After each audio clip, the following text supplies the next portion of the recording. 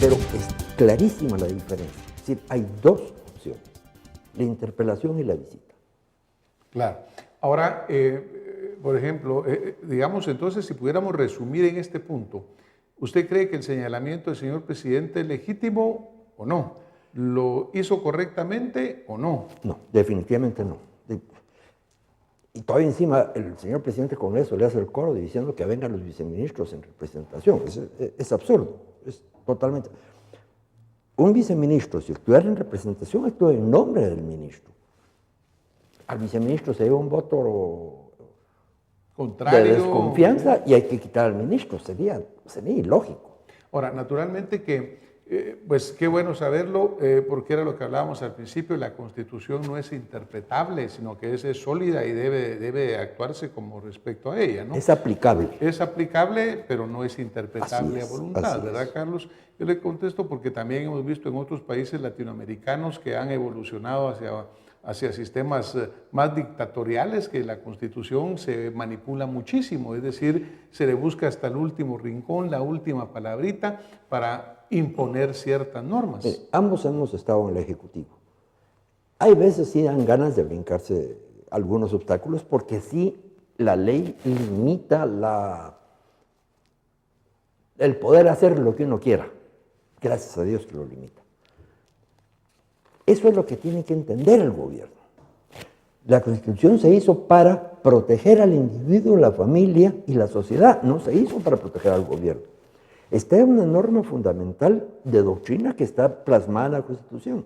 Todo individuo, todo ciudadano puede hacer todo aquello que la ley no prohíba. El Estado solo puede hacer aquello para lo cual está expresamente facultado.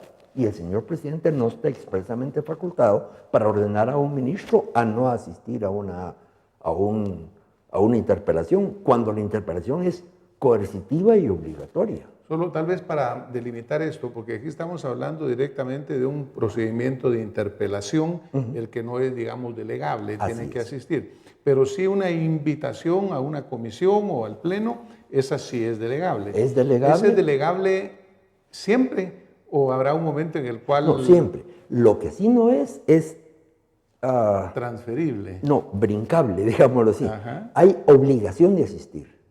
Ahora, yo sí puedo mandar a un viceministro, puedo mandar pero sí debe de asistir. O la interpelación es el ministro. Al extremo, como le digo, que ni siquiera puede ausentarse del país mientras esté planteada una interpelación en su contra. ¿Y ahora un ministro tiene la obligación de cumplir la orden del Ejecutivo? No. ¿Por qué, Carlos? Ninguna persona está obligada a acatar órdenes que sean contrarias a la ley. Es más, si la acatara, cometería... Mire, ahí estamos... Yo no sé si hay delito o no. Yo no soy penalista, pero yo creo que estamos muy... Hay un delito contra la Constitución que dice que quien ejecutare actos no autorizados en el ordenamiento constitucional que tiendan a limitar o reducir en todo o en parte las facultades que la Constitución otorga. Es bastante tenue ahí, digamos, o frágil la interpretación. Ahora, obviamente, parte de los argumentos que expresa el señor presidente es el sentido de que hay una gran pérdida de tiempo, muchas interpelaciones que son verdaderamente banales y verdaderamente injustificadas, lo cual es cierto. Y tiene toda la razón en decirlo, pero hay que se force en alguna forma a reglamentar al Congreso a efecto de la mecánica a seguir con las interpelaciones. Claro, porque también esta costumbre venía también del gobierno anterior, cuando pues, el partido actualmente en el gobierno era oposición, utilizaba los mismos recursos. ¿Qué habría que hacer para cambiar esto, para no seguir perpetuando este mecanismo que obviamente fue nocivo en tiempo que el gobierno actual era oposición y es nocivo en este momento? Por ejemplo, en los 70s, estoy yéndome muy atrás, claro, cuando yo estaba en el Ejecutivo, el Congreso emitió un reglamento de interpelaciones en el cual el presidente del Congreso, si usted quiere, no es óptimo, pero el presidente del Congreso podía calificar las preguntas y pasar solo aquellas que se consideraran convenientes. Tampoco estoy de acuerdo con ese sistema.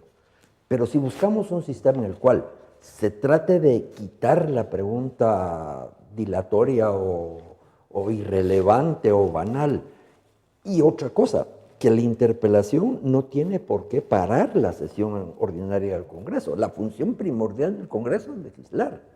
Porque yo creo que esa es parte de la problemática, ¿no? Que, Sí. bueno, el filibusterismo, digamos, también ocurre en otros lugares. Recientemente hubo una sesión en el Congreso en Estados Unidos en el cual una representante habló por 12 horas, Sí. en un claro filibusterismo también. Es decir, es un mecanismo que existe, que se utiliza, pero que aquí, pues obviamente creo que ha pasado de la raya, por así decirlo, y ha inmovilizado en alguna parte, en alguna forma, la actividad del Congreso. Haciendo un alarde de falta de ética.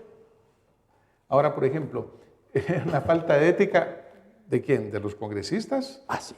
Definitivamente. Definitivamente. Entonces, ahora, Carlos, también porque parte del problema se origina, creo yo, en el sentido que el Congreso está tremendamente desprestigiado.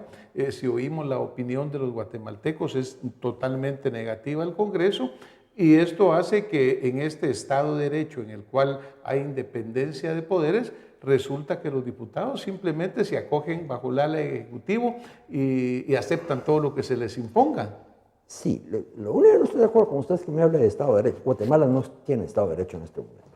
Hay una violación constante de la Constitución Política de la República y esa violación constante implica pequeños y continuados golpes de Estado. Cada fideicomiso que se constituye es un golpe de Estado. Cada transferencia de partida que va en contra de la Constitución es un golpe de Estado. Cada declaración del señor presidente dando una orden a los ministros no existir es un golpe de Estado. Eso es lo que me preocupa. Ahora, eso es un riesgo muy grande, ¿verdad, Carlos? Porque usted, cuando hablábamos inicialmente, usted decía cuáles eran las 3 posibles alternativas. Sí. Y una de ellas era ir hacia un tipo de dictadura. Y me da temor porque si junta esto o lo enlaza con la propuesta de reformas constitucionales, que teóricamente están todavía en la refrigeradora para poderlas sacar en un momento dado, toda la indicación es que se va hacia una dictadura, porque esas reformas constitucionales iban directamente a destruir el sistema republicano de Guatemala.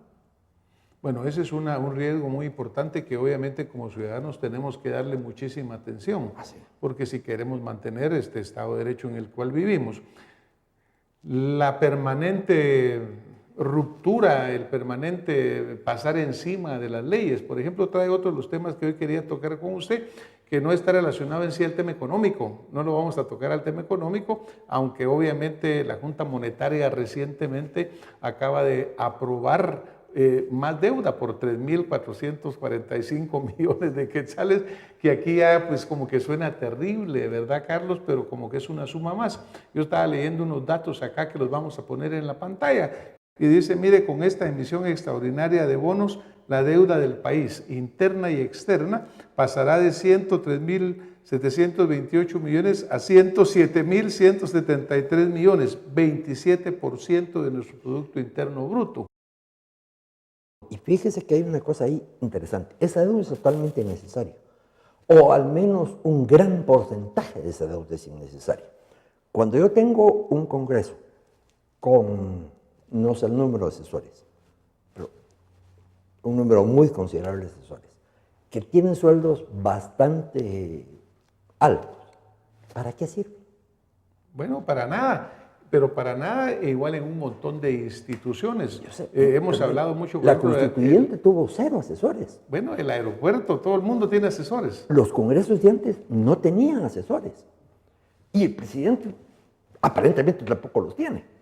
Ahora, eso es lo que me preocupa. Podemos recortar el presupuesto y yo no creo estar hablando locuras fácilmente en un 40-50%.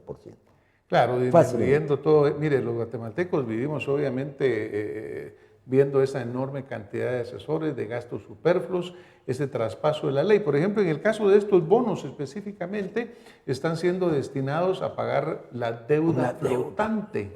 Ahora, es que deuda para pagar deuda. Deuda para pagar deuda. Pero el problema, Carlos, fundamental es que de acuerdo a los diferentes análisis, es una deuda que fue adquirida en una forma ilegal, sí, porque no había constancia de disponibilidad presupuestaria, no fue aprobada por el Congreso, no fue a través de Junta Monetaria, no se ha aclarado si es una deuda real o no, porque si la deuda es real, si la deuda existe, si se hizo dentro de la ley, obviamente hay que honrarla, Pero no estamos aquí entonces partiendo de una ilegalidad, Definitivamente. pero comprometiendo al país, porque ya ve pues el tremendo costo que va a tener esto para Y nosotros. hay otra cosa que se nos va porque se habla con un doble sentido. Hablan del dinero del gobierno y hablan de la deuda del Estado. No hay dinero de gobierno ni deuda de Estado, es nuestra. El Estado no tiene un centavo. El Estado maneja o administra el dinero de los contribuyentes, el suyo y el mío.